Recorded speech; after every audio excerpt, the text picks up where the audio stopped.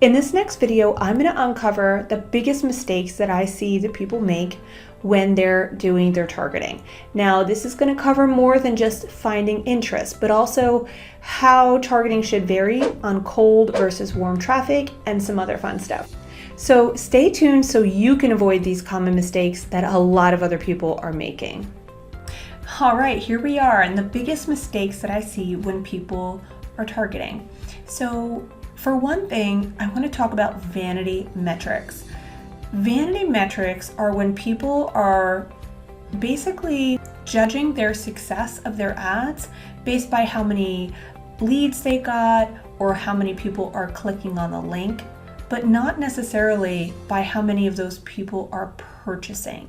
So this is when I hear a lot of my clients say, well, I was working with an ad agency and the ads were good. Like I got a lot of signups, but then nobody showed up or nobody buyed. Well, that's because getting a lot of clicks and a lot of people signing up is just a vanity metric, right? Like it looks great, but it doesn't mean they're going to convert. So, I want to really focus on lifetime buyers, okay? So we're going to get into this later and we're going to really go deep, but I just want you to remember, don't focus on click-through rates and sales. Instead, let's always put the mindset on targeting customers who are going to continue to buy from us. The next thing I want to talk to you about is targeting cold traffic with the wrong product. So cold traffic might want like a checklist or an ebook or something like that, very informational, where somebody who is warm traffic might rather like testimonials or case studies or something deeper like a mini course, because they're more likely ready to take action with you in some way. And then we have the ad set problem. People throwing huge ad sets together with ages ranging from 20 to 65 years old. We have got to be segmenting this better so that we know which people are buying from us and where we're wasting money. It's not just about getting a lot of sales. We need to be saving money and getting those sales for the cheapest amount of money, right? That's called ROAS, which is return on ad spend, or you may also hear it just called ROAS. The last thing is improperly layering your targeting.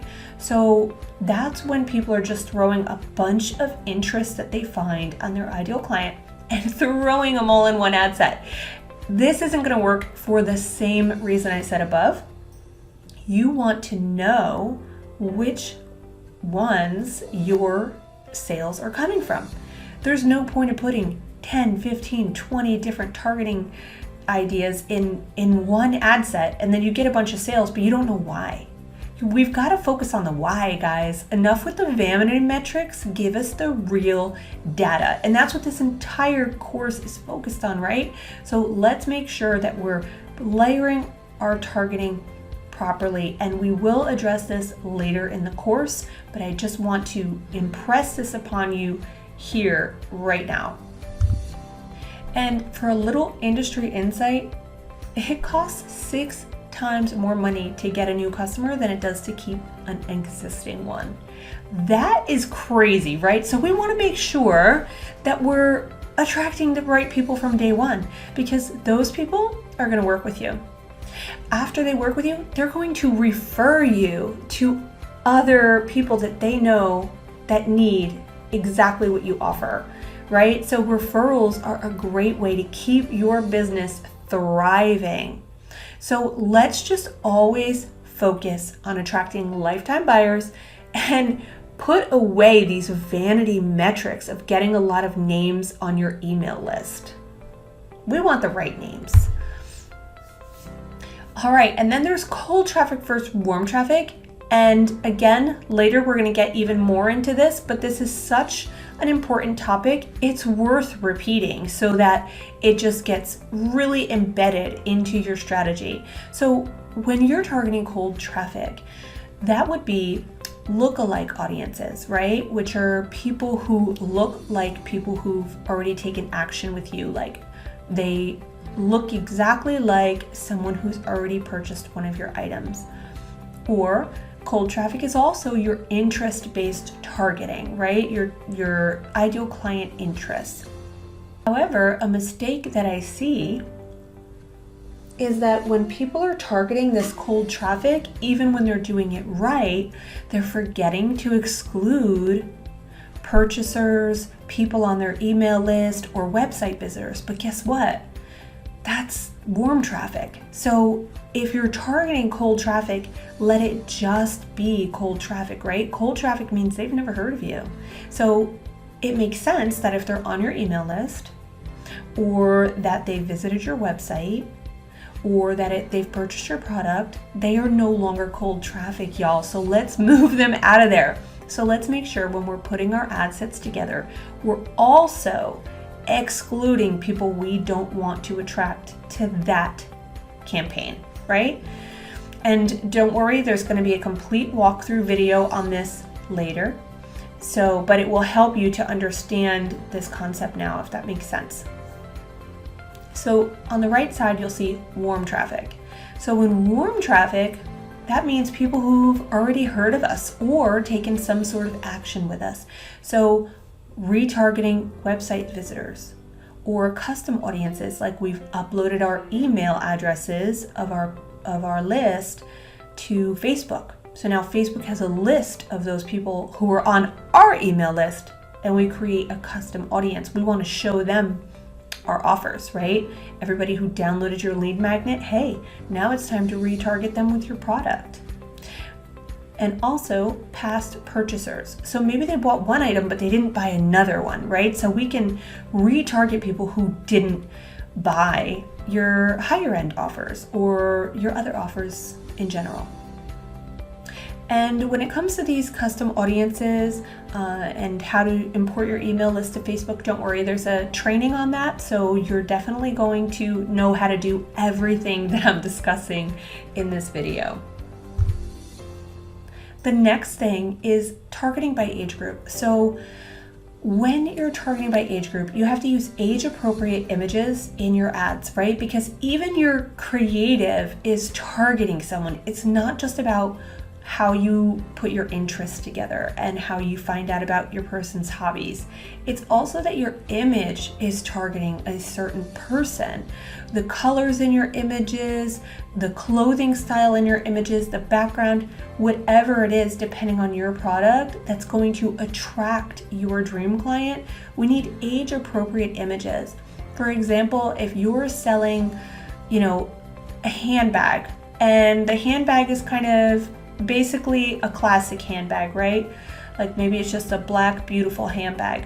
That could be attractive to somebody who's 24 and just entering the workspace, or somebody who's 52 and she's leveled up and she's in a high-level executive position in her office. But guess what? If it's got a picture of a 22-year-old just entering the workspace, most likely that 52-year-old woman is not going to click on that ad, okay? And vice versa. A 22-year-old is not going to click on an ad, even if it's the same product, that has a 52-year-old woman on it. It's just not appealing to them. You want to have an ad that targets the person who they most relate to, right? And if yours is just a physical product, it could be just in your text, the text font that you use or the image color. So also target interest specific to the age group, right? So just like I was saying a moment ago, people who are 45 are not interested in the same things as people that are 25, Sure, if it's hiking, absolutely, but there's many other interests you can find that are more age group specific for your buyer.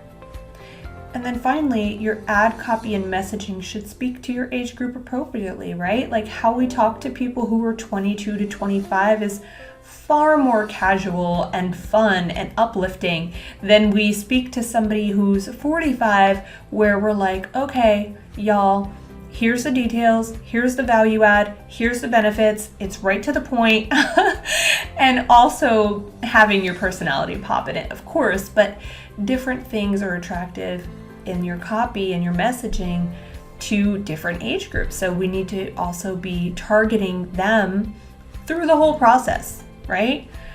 Based on the age group that they're in. So this is something, the targeting by age group, does this 100% have to be done where, oh, now I have to make different ad sets, where I have to make all these different creatives and I have to change all my ad copy? No, you don't have to go do all that, okay? I would recommend not having more than 15 years in an ad set. So like if you're targeting 30 to 45, have that one in one ad set, or 35 to 50 and 20 to 35. But you don't have to go changing your ad copy and your messaging, but maybe in the future design it this way around it, okay? Because remember, this is an advanced targeting course. This isn't just for beginners. So I had to at least give you this knowledge and information. What you choose to do with it, totally up to you. All right, now that we've uncovered how you should be targeting differently based on what part of the journey your buyer is in, as in the warm traffic versus the cold traffic, now we're going to learn about the tidal wave offer. This is 100% the most important part of your targeting strategy.